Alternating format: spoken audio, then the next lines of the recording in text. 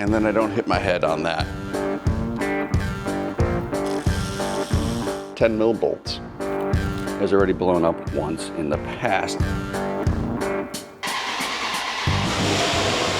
Hello my Rover friends, and welcome to the Lucky 8 channel. Today we're going to take a deep dive into the coolant system on a Discovery 4 or LR4 as we call it here in the States. This is the 5-liter 5.0 motor, and they have a little bit of an Achilles heel, well, two of them, the timing chains and the coolant system. The coolant system has this crossover pipe in the rear, and when it goes bad, it can dump the coolant as you're driving down the highway, sending this to an early grave.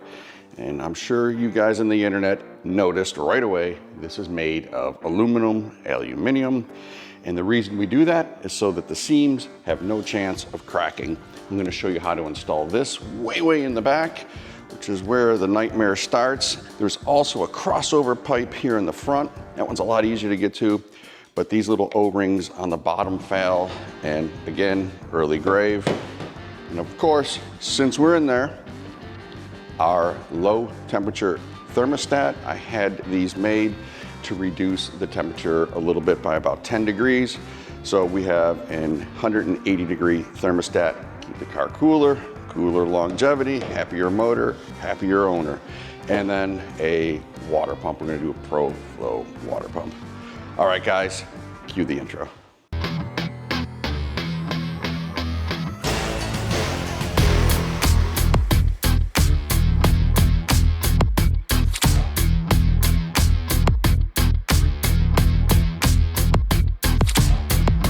Here is a little trick I learned. Oh. Right, open the hood, work on the car. But if you come over and pull the little metal tabs off of the struts, you can put the hood into service mode.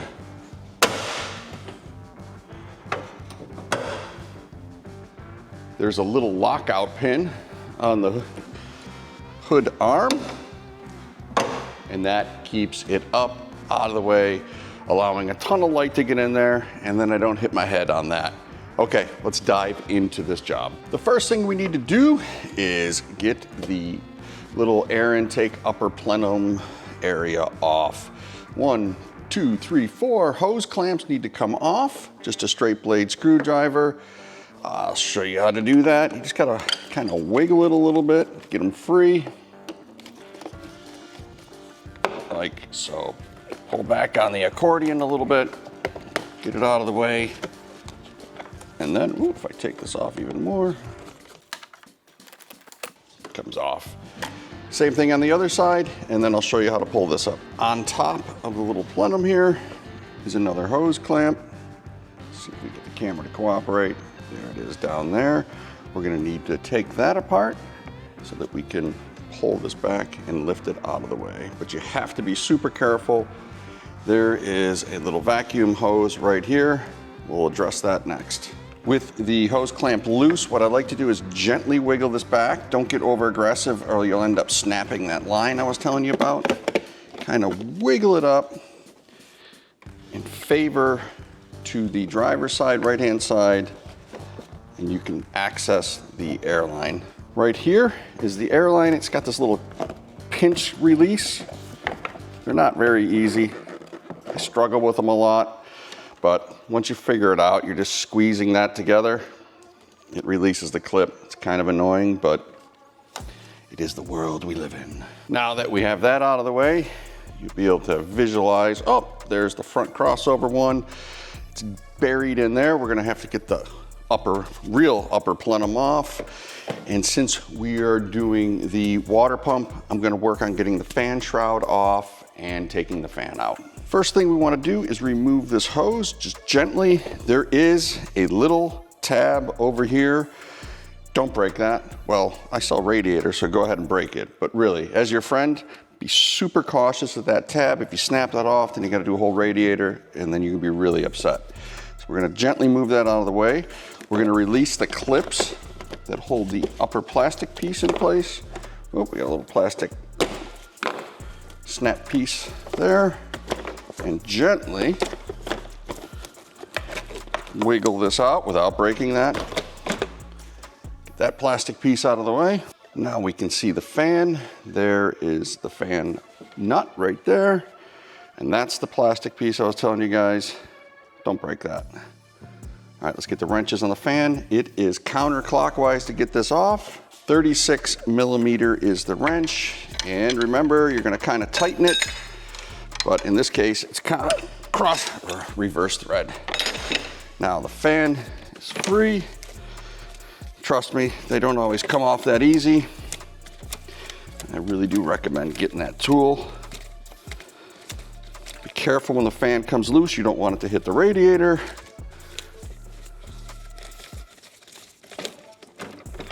Gently pulling it up. And you're gonna see there's an electrical connection.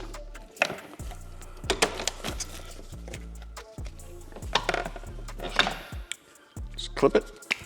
All right, guys, I'm not gonna lie, I dislike this part a lot. There's a front little access shield here, a couple 10 mils. I get that out of the way. I'm trying to do this as if I was in your driveway, so you're gonna have to go under the car, pull that shield, and that's where you're gonna wanna put a catch bin for the coolant. When we disconnect the first coolant hose, it's gonna pour down. So if you get rid of that plate, at least you can centralize it. And if you're real good, you can get the hose and kind of point it into the bucket. You don't want to take too much coolant out if you're in the driveway, because the right way to do this is to vacuum the whole system down and then refill it under vacuum. You probably don't have that luxury, so we're going to keep a good eye on how much coolant we take out so that we can try and replace the same amount. All right, that's a lot of words, but pull that cover, get a nice little catch bin there, and we'll move to removing the hose. First hose clamp I'm gonna take apart is this one. We're gonna drop down to our bucket, get that free. Then we're gonna release this hose clamp on top of here, get that coolant out. Then finally, this little guy down there to drain and get rid of most of the coolant.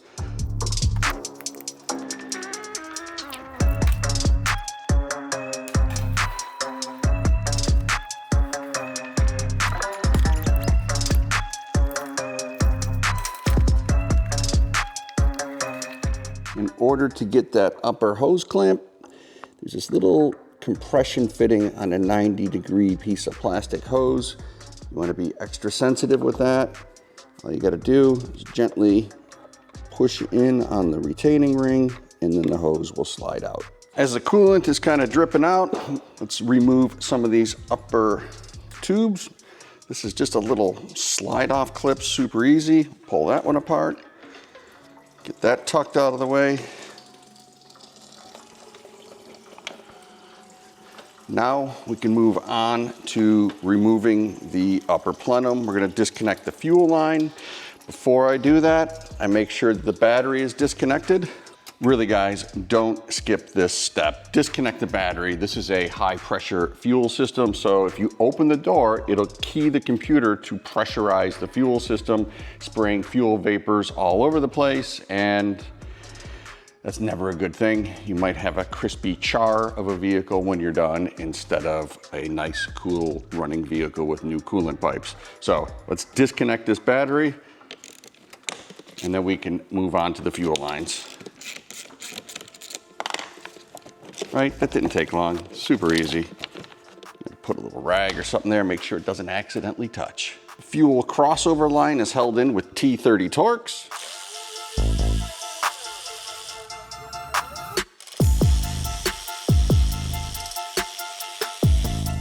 And they are no kidding long.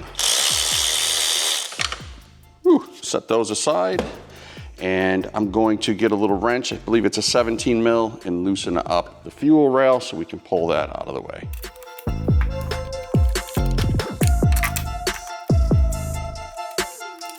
Super important, we want to cover up the fuel lines. I'm going to use a rubber glove, but a Ziploc bag, or not a Ziploc bag, but a rag or something that will stop any debris from getting into the system. You don't want to lose the fuel injector. So let's get these covered up, and we can move on to the next step. I don't want to bore you guys with every connection, but we need to get rid of all the electrical and the air intake coming across. There's connections, all kinds of little things so that we can take out these bolts and pull up the plenum.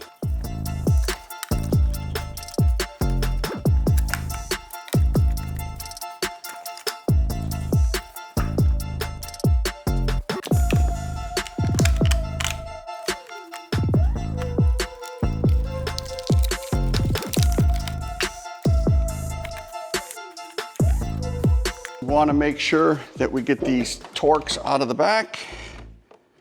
Very similar to the ones in the fuel line up here. They hold an electronic, or not electronic, but a wiring harness and the guard for the crossover pipe. Don't lose them.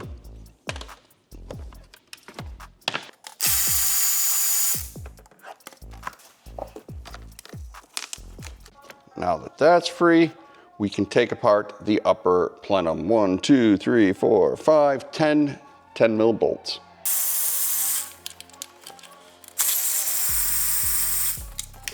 Now we're gonna gently pull the upper plenum out. Keep in mind there is a coolant hose in the front. I like to address that when it's up out of the way, and there are some connections in the rear. Again, a lot easier when you kind of wiggle it off to the side.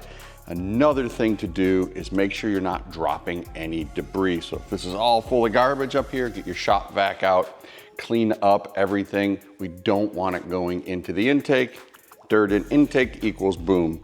So gently pull this out, make sure it's clean, set it to the side, and disconnect the hoses.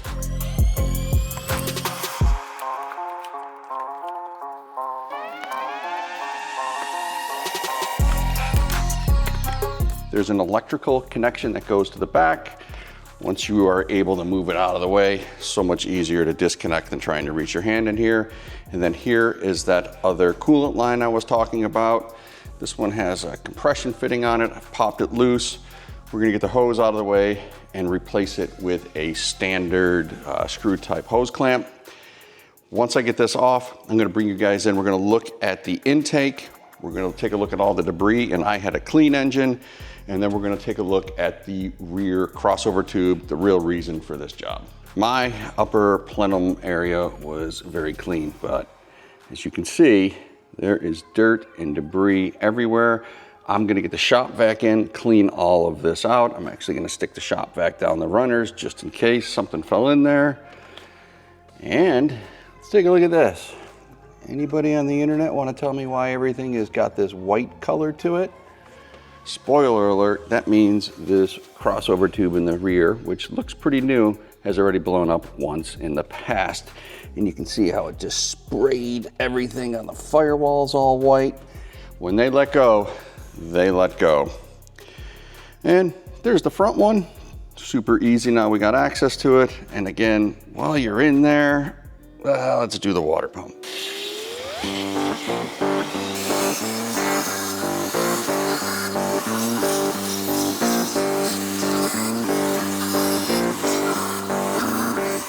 With everything cleaned up, we're gonna take some paper towels, some rags, just gently tuck them in the runner. Make sure nothing falls down when we're not paying attention. All right, my friends, we are on to the main attraction. The crossover tube in the rear is held on with 4 T30 Torx. So it sits on the motor like that. You wanna take the Torx out like this. This particular, where are you? This particular one's a bit of a pain, but it is not that hard. Everybody on the internet complains about it. You've got a ton of room. And any of you old school guys that had like D1, D2 doing bell housing bolts, it's way easier.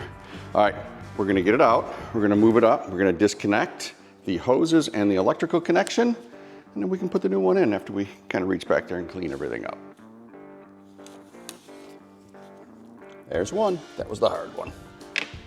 With those bolts out, we are now at the halfway point. Just wiggle loose the tube. A little bit of coolant's gonna spill out the back, not a big deal. Bring that up out of the way, disconnect the electrical connection and the hoses, put the new one together, put it in, and tighten down those torque bolts. You should be feeling good about yourself right now. Let's just take a quick double check. Lower electrical connection on. upper little hose is clamped. Quick connect clamp is clamped. We've routed the hose across the top. We've got the 4 Torx tightened down. None of the wiring is pinched or in the way. We're good to put the plenum back. All right, now that we've got the little crossover tube out, you'll notice there is still stuff in here. Well, I'm not able to pry it.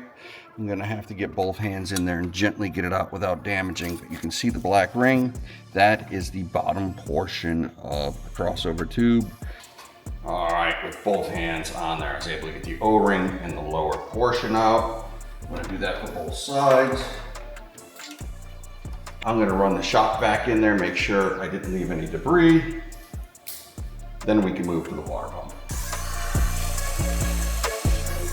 In order to get the water pump out, you need to release the tension on the belt. If you haven't done your belts in a while you're in there, this is a good time to do them. I'll bring the camera in after I get the belt out of the way, and we'll look at all the bolts that hold the water pump to the block. Pretty straightforward job. Couple of Torx here and a couple of Torx there. 1, 2, 3, 4. In order to access that lower torque, we're gonna take the tensioner right out of the way. So we'll pop that off. We'll get those 4 Torx out. Job is almost done. I'm gonna take the opportunity to replace this plastic tube. Just kind of roll it counterclockwise and it'll slide right out for you. With your water pump services all ready for install, basically get them all nice and clean, I'm gonna put the new one in. I like to put the bolts through it to hold the gasket, gently set it in place, tighten it down. Next up, we're gonna put in the low temperature thermostat. Take note, there is a mounting bolt. Somebody didn't put it back in on mine, so we're gonna find one that'll work. That way the thermostat stays in place. Very simple job.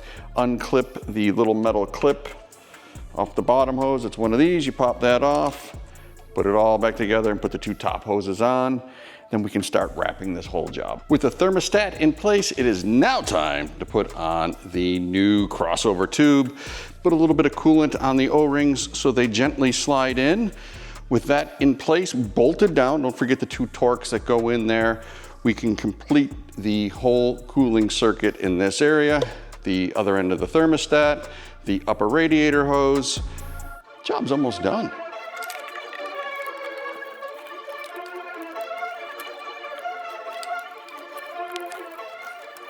Before we put the upper plenum on, let's take a look at all the hoses so you've got a reference point where everything is, where it needs to be, and a couple little things I want to point out. Here are all the hoses where they should be.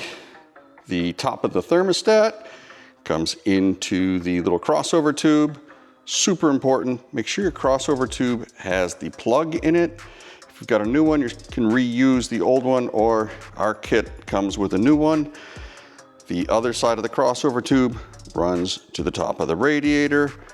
Lower portion of the thermostat, little tube there, and then the very lower portion of the thermostat connects to a plastic housing which has a sensor in it that goes to the bottom of the radiator. And this little jobby here, we're gonna put on the throttle body when we drop in the upper plenum.